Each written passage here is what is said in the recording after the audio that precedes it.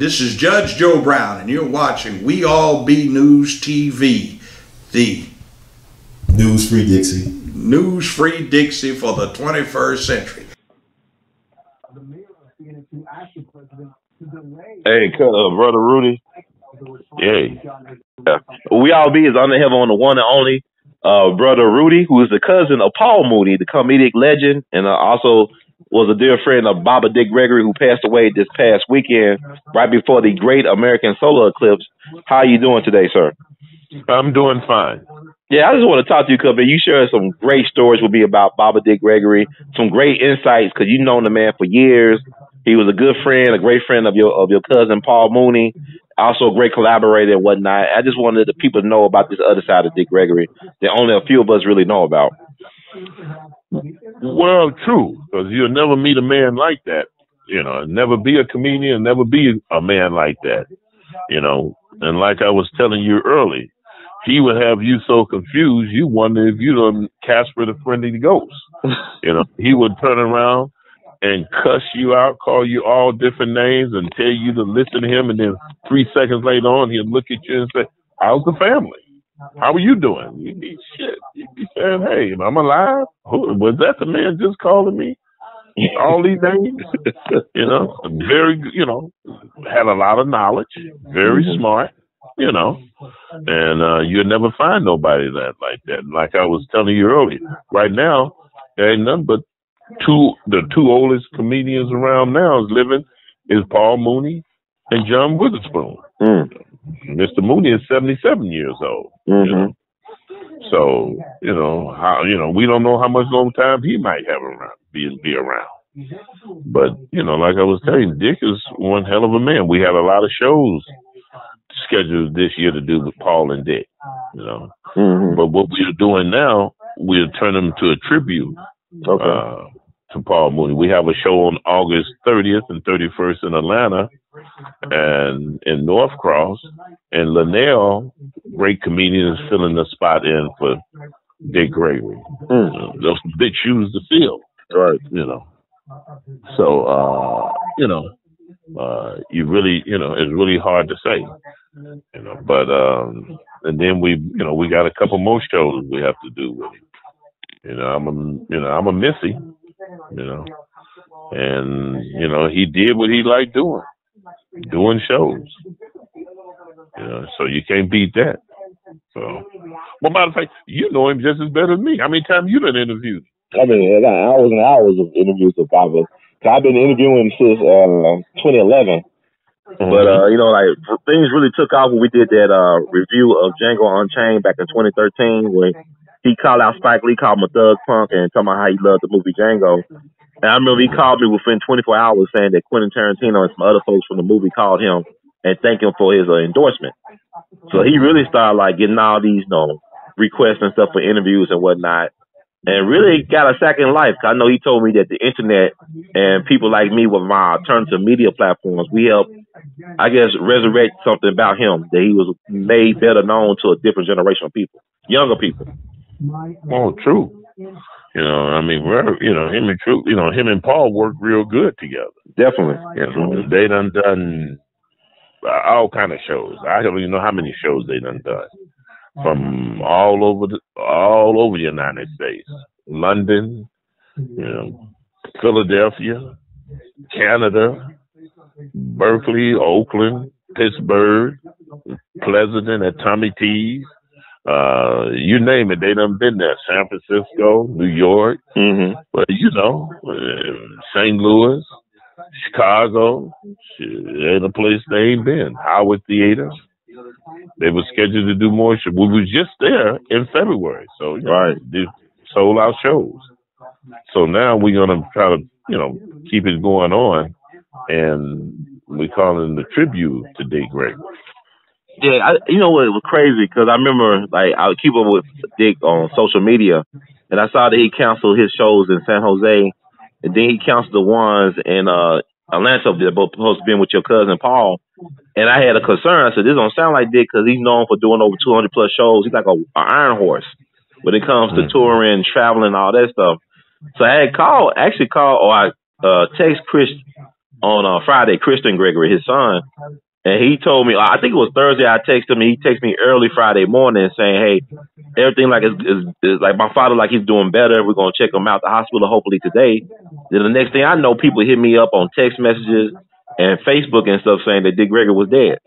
And I was just shocked by it. That was true because if he would be still living, he would have been in the hospital for 2 weeks. Mm-hmm. And we was constantly, me and Chris was constantly in contact with each other because we had to decide on what we was going to do to shows. Mm-hmm. Because we postponed it, we got new dates. We have new dates and for all the new shows, and nothing have changed. But we will keep on. And we will keep looking out for Mr. Gregory, mm-hmm. And his wife Lillian, and I'm pretty sure he would do the same for Paul. Right. So he's one hell of a man. Like I said, he cuss you out in 2 seconds, and back you be wondering you talking to the same man. Like Dr. Jekyll, Mr. Hyde. Yeah. He'll tell you in a minute. You listen to me. You listen to me. What I got to tell you. Mm-hmm. And one of his favorite words was cracker. That was one of his favorite words, that cracker. Yeah, I mean, and then he been to call you every cuss word from A to Z, right? And come back 3 seconds and say, "Hey, Rudy, how's the family?" Oh man! To me, wait a minute. Motherfucker, I remember one time we did a show in Philadelphia at the Princess, whatever it was, theater, right? Whatever it was, Princess, I have to think of the theater. Mm-hmm. After the show, he told me, "It's Rudy, let me talk to you." And he called the 2 white boys over in the corner, cussed them 2 white boys out and called them every goddamn name and the son of a bitch. I said, "Whoa!"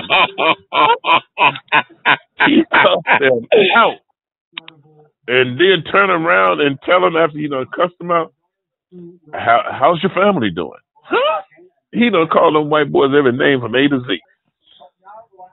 And they be sitting there, what did I do? Oh, you know what the fuck you did, motherfucker? That's right.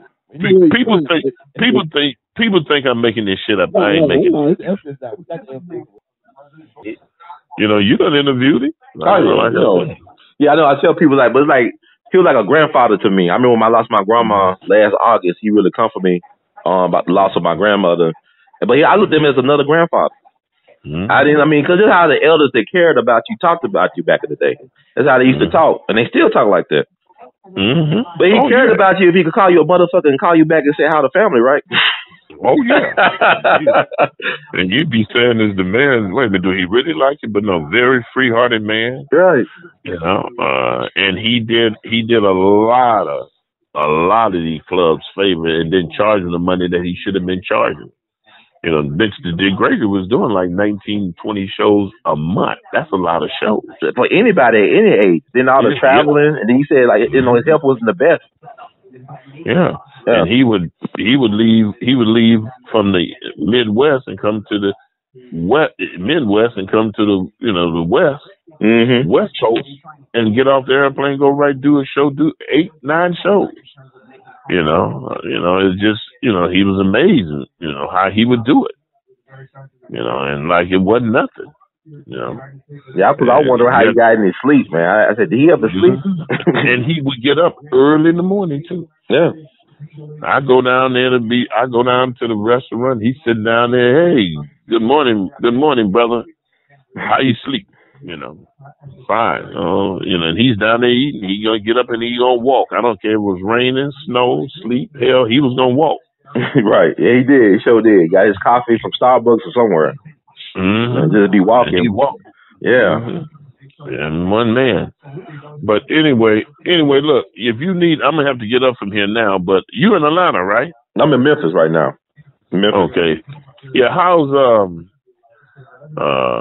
what's the club there? Chuckles. Chuckles, yeah. I ain't been there. The last time I've been to Chuckles was when Dick was in town back in April. Okay.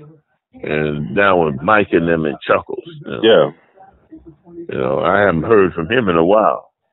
Yeah, they said they still getting the action stuff up there and whatnot. They like it doing well from what I can tell. Yeah. Well, he's a good dude. You know, a real good dude. And I can at least say that about him. You know. Yeah, but like you said, it's a tough business. Well, anyway, I talked to Kristen anyway last night. When I talked to him, I texted him all the same to me. He said they're thinking about having this service 3 weeks from now at the Kennedy Center. Oh, 3 weeks from now, but by that time he'll be buried in the family plot and stuff. Is he getting buried in Massachusetts or? No, I think they're having the funeral. I think he might be buried where he's from, St. Louis. That's where he got his brother. He's from St. Louis. He still got a brother and them still living there. Yeah, I met his brothers last year. Yeah, they did. They grew up there. You think he's gonna be buried in St. Louis? I don't know, but I mean, that's where he's from. He graduated from high school. He ran track. They got a scholarship to go to college. Yep. From there. So who knows? Man, so you said 3 weeks from now, probably. It's possible. So that'll probably be by September 8th or something like that. And Jerry Lewis, I was about Jerry Lewis too. Died this weekend as well, past weekend. Yeah, he's one of them. Dick have words for everybody. But see, a lot of these young comedians don't know. And I don't care who it is. It could be Steve Harvey, it could be Kevin Hart, it could be Cat Williams, Dave Chappelle, it could be D.L. Hughley, and who really give Paul and love Paul to death is Eddie Griffin. And Monique love him, and they love him to death. They all the time check on him, see how he's doing, but they have to realize if it wasn't for Paul Mooney, Richard Pryor, Dick Gregory, none of them will be where they are right now. That's true. None of them.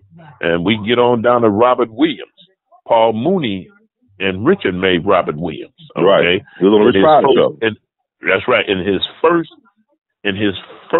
on nationwide TV was not on Mark and Mindy, whatever it was. It was on the Richard Pryor show, Robert Williams. Yeah, Mark and Mindy. I remember that. Yeah. You're right. Yeah. And Sandra Bernhardt loving to death. He opened the door, Marsha Warfield, Tim Reed loving the death. Well, Lily Tomlin, right? She used to work with y'all back in the day. Right. Lily Tomlin, John Witherspoon. Richard Pryor show too. Robert Williams. All of them. And he gave, if you ask the OJs, Paul Mooney gave the OJs the first show to bring them on the Richard Pryor show, and they was on nationwide TV. Ask them that. Yeah, they loved Eddie and them. They loved him, Paul. He bought them on there. You name them, he bought them all on there, on the show. But see, they finally given Paul Mooney the Paul Mooney Award, the Comedy Award. It take them long enough, but come to the Kennedy Center. They're gonna give him a Comedy Award.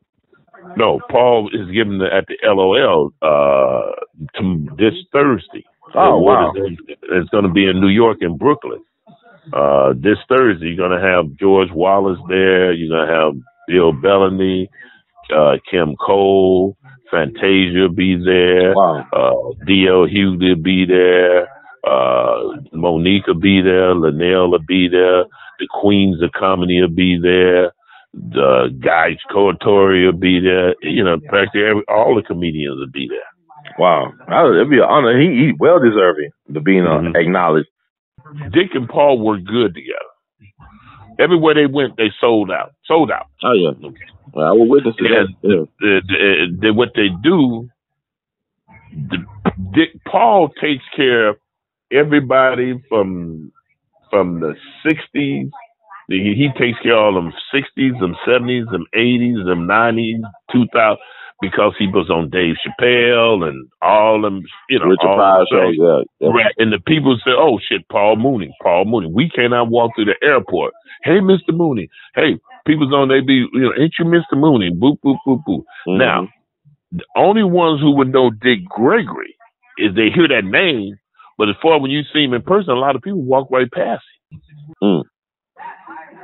We cannot go through the airport without 15 to 30, 40 people want to stop and talk, And what they do, see, with Dick, we pulls in that old money with Dick.